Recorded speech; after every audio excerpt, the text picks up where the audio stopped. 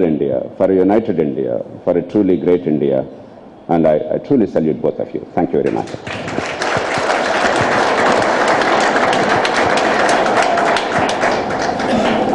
For long, like many of you, have been reflecting on India's critical challenges, and I have no doubt in my mind that the two most important governance challenges, I'm not talking about economic or other challenges, there are many, of course, are policing and urban management. It's quite an accident. Actually, it's a happy accident that both of you are here. Not merely that you are both eminent citizens, but respectively Mr. Ribeiro and Mr. Shuktankar are authorities in these two fields. There are no more difficult challenges than these two. Policing, because in a society that's moving from a very highly personalized, hierarchical village, rural society, traditional society, caste-ridden society, to an urban, impersonal, and therefore sometimes no longer capable of following the normal canons of society, and rule of law becomes important. Earlier, the society that really took care. Now the normative rule of law and the constitutional rule of law is important. That's where we have spectacularly failed. Whereas traditional rule of law, caste panchayats, the caste, village society, family, the social controls, they still operate in rural communities. Because we haven't really built a system of rule of law effectively enough, we find the problem all over the country. And some of the more egregious offenses that we find in recent years, like in Mumbai or Delhi or Hyderabad or elsewhere against women, for instance, or the chaos of traffic in Mumbai 20 years ago was much less chaotic. People were far more law-abiding, and I'm told Mumbai is now following the footsteps of Hyderabad. Pretty grim in terms of traffic management and people's willingness to abide by what is necessary. And the second challenge, the really concomitant challenges, is urban management. With a growing urban population, with a vertical rise, huge densities, management of water supply, roads, drains, and who forgets the 2005 July in Mumbai. Until that time, I do not know how many of you knew about Methi River in Mumbai. I never heard of Methi River.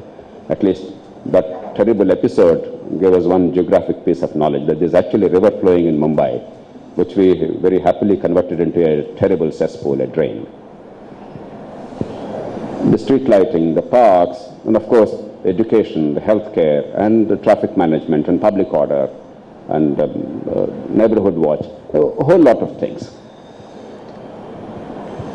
I'm afraid that our governance system has completely lacked imagination. Forget the democratic spirit, the moral compass, all those things. Even imagination in day-to-day management of issues.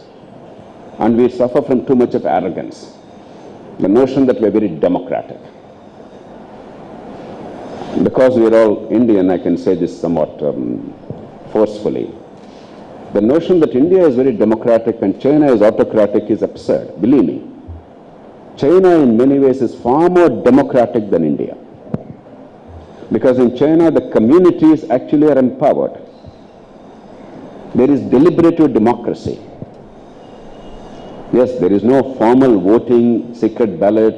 Everybody cannot contest. It's limited to the 80 million Communist Party members. Yes, there is some amount of authoritarianism. But in actual decision making and making choices, the local communities are actually encouraged to play a role. I was at Stanford University some years ago when the professors there were telling me with great excitement how they experimented deliberative democracy tool in a few Chinese cities, and how the Chinese government said we want to operationalize that in all of China, in every single local community. We have to shed our arrogance. Our election commission, our government, our officials, our politicians, we all must shed our arrogance and rediscover humility and start redesigning our institutions, and this is the place to start with. I was just now referring to the 73rd and 74th Amendments, which started it all. 74th Amendment came in 1992, 73rd came in 1991. And the particular provision that you're talking about is Article 243, yes. But before coming to that, another interesting comparison. The American Constitution, as it was promulgated in 1789 or so, had about, maybe 1791 actually, had about 4,700 words. I actually asked one of my interns today a word count. With all the amendments subsequently, I think 15 of them, the US Constitution now has 7,400 words. The 73rd and 74th Amendments of the Indian Constitution, which deal entirely with local governments, have, any guess? 7,700 words. Just this Article 243, 73rd Amendment and 74th Amendment, are larger than the American Constitution with all the amendments over 220 odd years. And yet, it is a classic case of how not to make a constitution. Overstructured, underpowered. Phenomenal tinkering and detailing as to how you should do, what you should do in your village, in your ward, this, that. But what exactly they'll do, how exactly they're empowered, absolute vagueness and evasiveness and circumlocution and all kinds of things. If the legislature, state legislature desires, it may, to empower them, do something, blah, blah, blah. Elsewhere, they do nothing else. Even in a village, you simply have no discretion. Even in an intermediate panchayat, a block, you have no discretion. I think this is one of the lessons. If you really want to decentralize, you decentralize the design also. But 243 years, the problem is not a design problem. The problem is not the constitution making.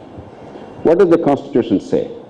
Mr. Shishtanka made the point emphatically, but let me re-emphasize because it's important. What does it say? In every municipality of over 3 lakh population, mark the words, there shall be ward or wards committees. What is the intent? That even 3 lakhs is big enough for a citizen to interface. Unless, therefore, there is a smaller community which becomes a focus of power, a locus of power and authority and responsibility, the citizens cannot be participants effectively as taxpayers, as voters, and as sovereigns in a democracy. So clearly the Constitution, the letter itself, let alone the spirit, says any ward committee must be a submultiple of 300,000. If you assume, because the Constitution talked about, I don't want to go into details, if you assume, let's say, 10 ward committees, the Constitution makers envisage 30,000-40,000 population per ward. And by your so-called administrative wards, because of the accident of the word ward being used for your administrative wards in Mumbai city, and I think there are 16 administrative wards, 27, for 227 municipal wards, right? Yes. So roughly, you have 9 or so. That means you have a population of about 6 or 7 lakhs per wards committee. Straight away, there is a direct and specific violation of the Constitution. The specific word of the letter of the Constitution and intent is, for 300,000 population, you must have ward committee. Because 300,000 is big enough. And to have a so-called ward committee for a population of 600,000 itself is a travesty of the Constitution. Therefore, first thing is, throw the wretched draft that the Maharashtra government has into the dustbin. Tear it up. Redo it. Otherwise, it serves no purpose at all. You must have one for each of the 227 municipal wards of Brihan Mumbai Municipal Corporation.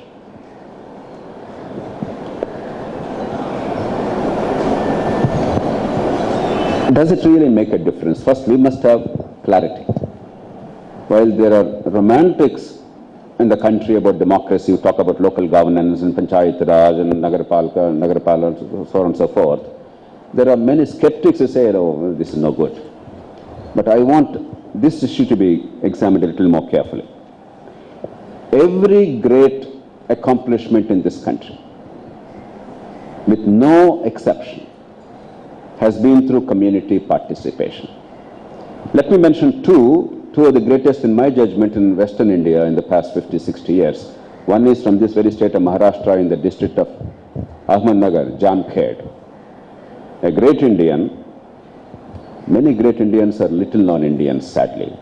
So Please do not fall prey to the usual temptation to believe that the better known you are, the greater you are. It may well be true, but it may not be true at all. Dr. Rajinikanth Aroli, how many of you have heard of him? Dr. Rajinikanth Aroli, Dr. R.S. Aroli. How many of you have heard of him? 1, 2, so half a dozen. To my mind, is one of the greatest Indians. If you measure a human being's worth in terms of the institutions that he articulated, propagated, built, demonstrated, and the message he gave to the country, then Rajinikanth Aroli would be, in my book, easily one of the great Indians in post-independence era. What did he do? He demonstrated through people's participation the efficacy of giving health to the community, the poorest of the communities in Jamkhed and Ahmednagar district. And even by 1980s and early 90s, he made the health indicators of that area comparable to the best in the world with little or no expenditure, with no substantial expenditure. It's the tragedy of India. I visited him in 1980. I was a great admirer as a medical student. Then as an young IAS officer, I visited him to understand more. And my dream at the time was within 10 years that it would become institutionalized across the whole country. At least 500,000 villages, if not all the 600,000, would have this kind of health care, and a health revolution would be real. And the tragedy is that did not go beyond a few hundred villages. But even that success, which is eminently replicable, is because, not because he was a Christian Medical College fellow graduate and he went to Baltimore, Johns Hopkins, and did his master's, and then came back to India with his wife and did a phenomenal job as a great expert. No.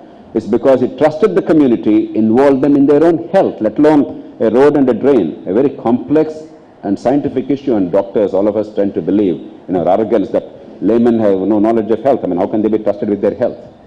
And in that very complex issue, life-threatening issue, he trusted the community and achieved results comparable to the best in the world, let me repeat.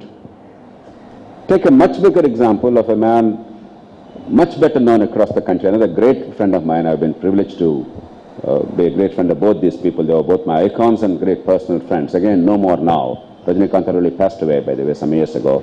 And Varghese Kurian. What is the cooperative movement?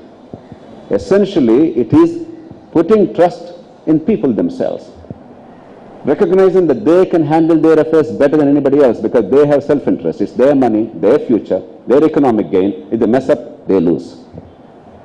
And see the revolution that Kurian and Tribhuvan Das Patel heralded. India is now the #1 producer in the world in milk. And there are times when we actually don't know what to do with milk.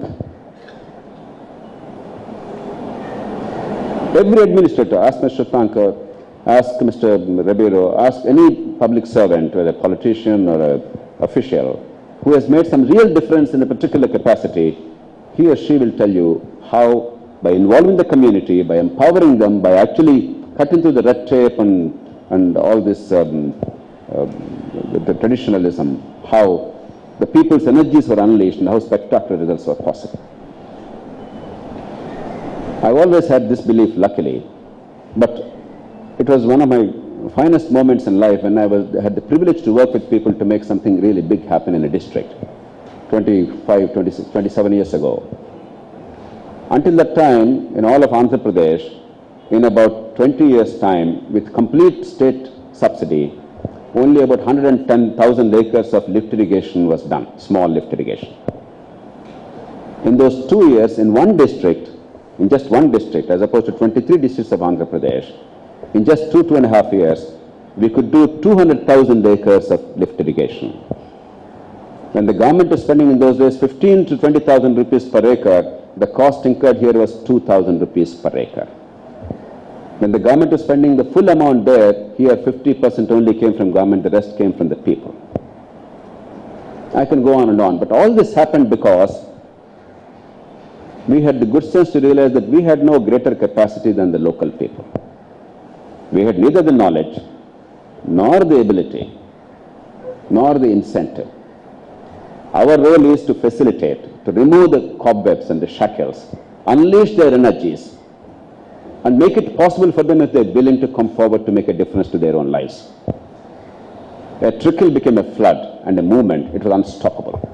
One of the most heartwarming things, when 453 lift irrigations were built, when 70 diversion schemes were built, when 2,000